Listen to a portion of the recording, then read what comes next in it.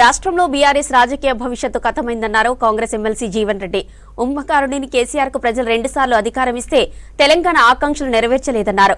గత పాలకులు ఖాళీ ఖజానా అప్పగించారని ఆరోపించారు.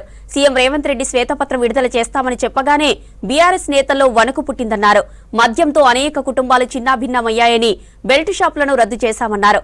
వచ్చే పార్లమెంటు ఎన్నికల్లో బీజేపీతోనే కాంగ్రెస్ కు పోటీ ఉంటుందన్నారు జీవన్ రెడ్డి.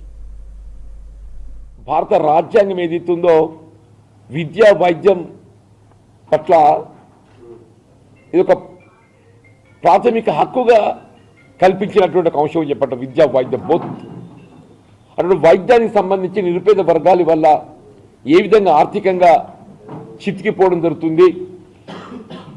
ఆనాడు 2004-14 మధ్యకాలంలో ఆనాడు ఉమ్మడి రాష్ట్రంలో కాంగ్రెస్ ప్రభుత్వం అమలు చేయ తలపెట్టినటువంటి ఒక రాజీవ్ ఆరోగ్యశ్రీ కూడా నీరు గార్చబడటం, సామాన్య ప్రజానీకానికి వైద్య సదుపాయం కొరబడటం, ఇవన్నీ దృష్టిలో ఉంచుకొని 10 లక్షల రూపాయల వరకు కార్పొరేట్ స్థాయిలో వైద్య సదుపాయం అందింపచేయాలని చెప్పని భావించి ఆరోగ్యశ్రీ కార్యక్రమాన్ని ఏదైతుందో తక్షణమే 9th డిసెంబర్ నుండి అది సోనియా గాంధీ గారి యొక్క జన్మదినం కావటం ఆరంభింపచేయటం, గ్రామాలలో బెల్ట్ షాపులు నిలిపివేయబోతున్నది ప్రభుత్వం అనేటువంటి ఒక వార్తలు పత్రికలో గమనించడంతో, ఎలక్ట్రానిక్ మీడియాలో గమనించడంతో ఏదైతున్నదో యావత్ మహిళా లోకం ఏదైతుందో వాళ్ళ ఫ్రీ బస్ సర్వీస్ కంటే ఎక్కువ హర్షం వ్యక్తం చేస్తూ అబ్బ కొడుక ఇక అబ్బ ఇన్ని రోజులకు మా కళలు నిజంగా ఆబోతున్నాయి అనేటువంటి ఒక భావన వ్యక్తం చేస్తున్నా చెప్పంటున్నా.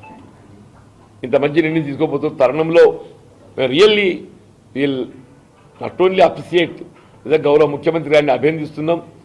ఈ బెల్ట్ షాపుల నియంత్రణకు సంబంధించి తక్షణమే కార్యాచరణ రూపొందింపచేసి ఇప్పుడు ఏదైతే ఆలోచన మీరు తెర మీద ఇచ్చిండ్రో ఆ ఆలోచన కార్యరూపం ఇవ్వాలని చెప్పండి. మీ ఆలోచన కార్యరూపం ఇవ్వాలి అంటే పూర్తిగా ఏదైతే సమాజం ఏదైతే క్షీణిస్తుందో గమనిస్తుందో చెప్పంటున్నాం.